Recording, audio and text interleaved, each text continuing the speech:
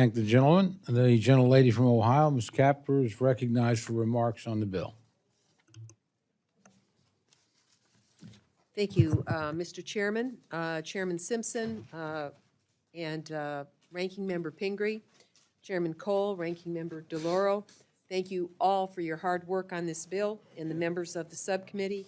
I appreciate that several of my priorities were included in the chairman's mark. In particular, I'm glad to see the Great Lakes Restoration Initiative, or GLRI, funded at the fiscal 2025 enacted level. However, I believe there's a fundamental misunderstanding in this bill, and especially by the Trump administration, on how EPA's geographic programs are meant to operate as supplementary to the broader mission and programming of the Environmental Protection Agency. This is a big country, 350 million, rising to 400 million before long, and over the last 15 years, the 40 million people who rely on the Great Lakes for their drinking water, recreation, and economic growth have witnessed the enormous difference the Great Lakes Restoration Initiative has had on our progress as a region. GLRI has restored wetland habitat, cleaned up old, toxic industrial waste sites. I feel like I spent so much of my career just cleaning up old, toxic industrial waste sites, and also helped reestablish wildlife that had been struggling. In Ohio alone, the bald eagle precarious count was just 4 nesting pairs in 1979, as DDT had almost eliminated that species. With GLA's focus, we now marvel at over 900 nests, including hundreds in Lake Erie's western basin, which millions of people call home. The Great Lakes are the largest body of fresh water on Earth, the life source for over 40 million people, and we must respect its bounty for our country and continent's future.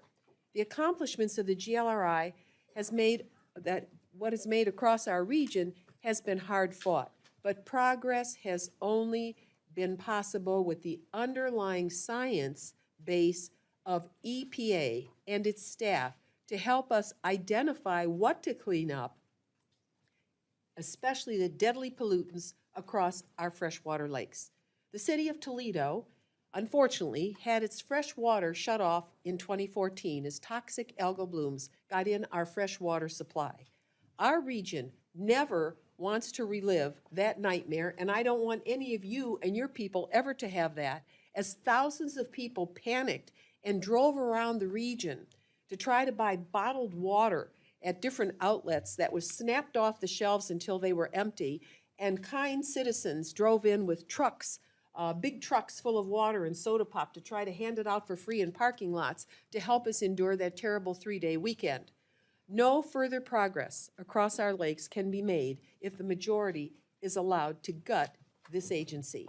So I must protest the allocation of the Environmental Protection Agency at $2.1 billion below the current fiscal year, a 23% cut, 23%. Our Great Lakes alone could use all that money. I realize that EPA is a great political punching bag, but ultimately its statutory purpose is to protect human life, our people's health, and our environment. The EPA is pro-life.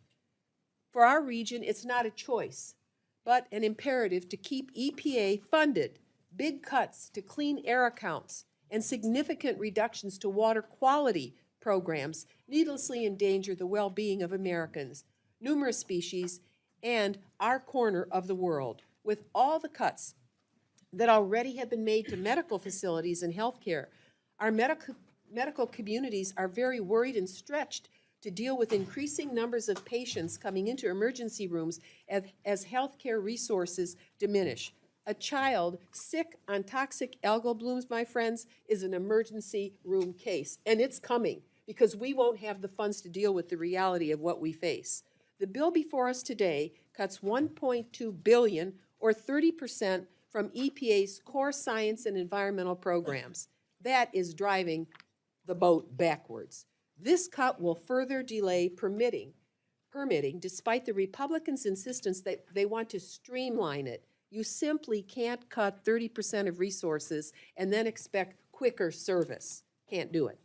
These cuts are affecting our communities already, as our country has witnessed terrible flooding over the last few weeks, as we've all known. And rather than stepping into their leadership responsibilities and making investments in clean, safe drinking water and watershed management, my Republican colleagues are proposing a $662 million cut from the Clean Water and Drinking Water State Revolving Funds. To be clear, America's population is growing, but you're giving us less funds when our constituents need it most to protect themselves and their families from going underwater, both physically and financially. The costs of water and sewer installations are rising, and for many families are unaffordable.